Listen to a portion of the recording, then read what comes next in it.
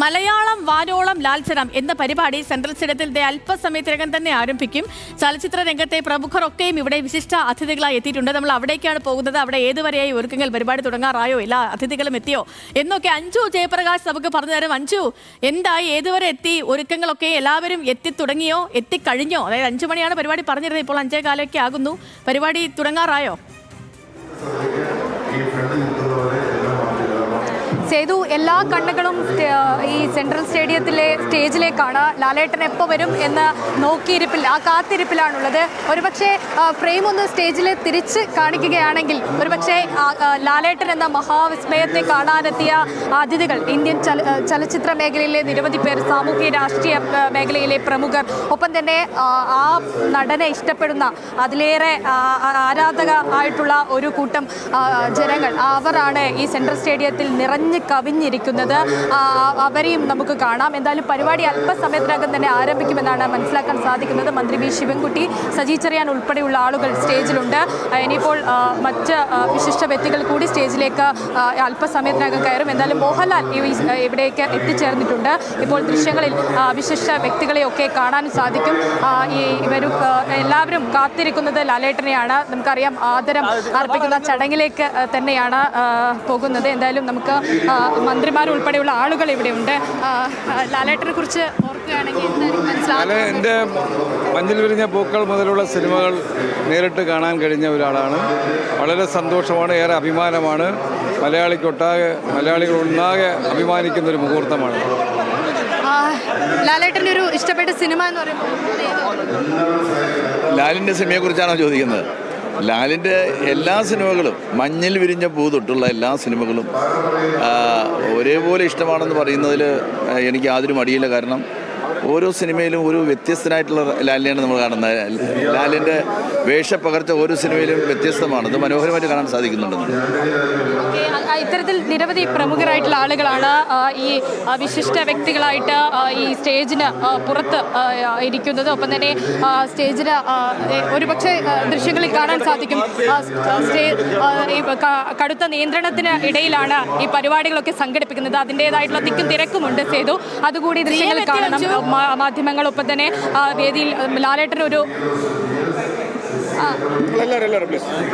ഇപ്പോൾ ഇവിടെ നിന്ന് എല്ലാവരെയും മാറ്റുകയാണ് സേതു. അതായത് വലിയ നിയന്ത്രണങ്ങളാണ്. CM-ന്റെ ഭാര്യയും മകളും ഉൾപ്പെടെ ഒരുപക്ഷെ വീണ വിജയനും ഒപ്പം തന്നെ കമല വിജയനും ഉൾപ്പെടെയുള്ള ആളുകൾ എത്തിയിട്ടുണ്ട്.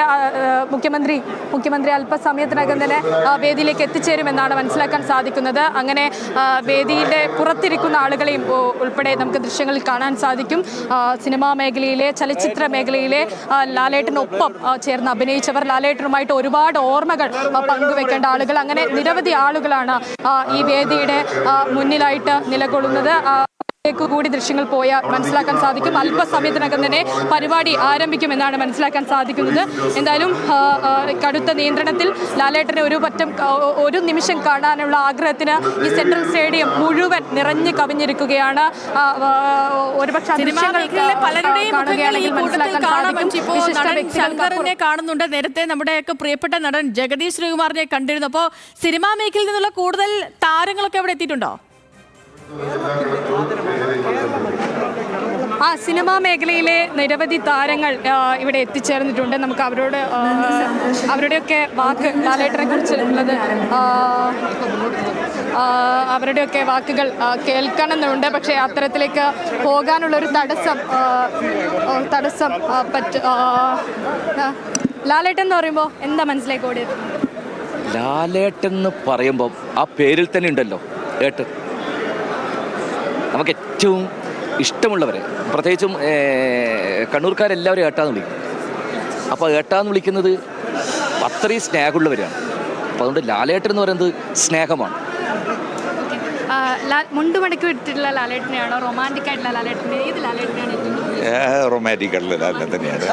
നമുക്കറിയാം ലാലിൻ്റെ ഉള്ളിൽ റൊമാൻസ് ഉണ്ട്. അത് വ്യക്തമായിട്ട് കണ്ണിലും അദ്ദേഹത്തിൻ്റെ എക്സ്പ്രഷൻസിലും നമുക്കറിയുകയും ചെയ്യാം. അത്തരത്തിലാണ് ആളുകൾക്ക്, സിനിമാ മേഖലയിലുള്ള ആളുകൾക്ക് ഈ ലാലേട്ടനെ കുറിച്ചുള്ള ഓർമ്മകൾ പങ്കുവെക്കാനുള്ളത്. അതെ അതെ അതെ അതെ മുഖ്യമന്ത്രി ഇപ്പോൾ വേദിയിലേക്ക് എത്തിയിട്ടുണ്ട്. വിദ്യാഭ്യാസ മന്ത്രി ഉൾപ്പെടെയുള്ള ആളുകൾ മറ്റ് മന്ത്രിമാർ ഉൾപ്പെടെയുള്ള ആളുകൾ മുഖ്യമന്ത്രിക്കൊപ്പമുണ്ട്. ഇത് പരിപാടി അല്പസമയത്തിനകം തന്നെ ആരംഭിക്കാൻ പോകുകയാണ് ചെയ്തു. മലയാളത്തിന്റെ മഹാനടനായിട്ടുള്ള ലാലേട്ടന് ആദരം അർപ്പിച്ചുകൊണ്ടുള്ള ചടങ്ങ് അല്പസമയത്തിനകം തന്നെ ആരംഭിക്കും. ഇതാ മുഖ്യമന്ത്രി ഉൾപ്പെടെയുള്ള അടൂർ ഗോപാലകൃഷ്ണൻ ഉൾപ്പെടെയുള്ള മറ്റ് മന്ത്രിമാർ ഉൾപ്പെടെയുള്ള ആളുകൾ ഈ വേദിയിലേക്ക്, ഈ സ്റ്റേജിലേക്ക് എത്തിച്ചേർന്നിരിക്കുകയാണ്. ഇനി എല്ലാവരും കാത്തിരിക്കുന്നത്, എല്ലാവരുടെ കണ്ണുകളും കാത്തിരിക്കുന്നത് മോഹൻലാൽ എന്ന മഹാനടൻ ആ വേദിയിലേക്ക് എത്തുന്ന ആ നിമിഷത്തിലേക്കാണ്. അതിനുള്ള കാത്തിരിപ്പിൽ തന്നെയാണ് ഏവരും ഉള്ളത്.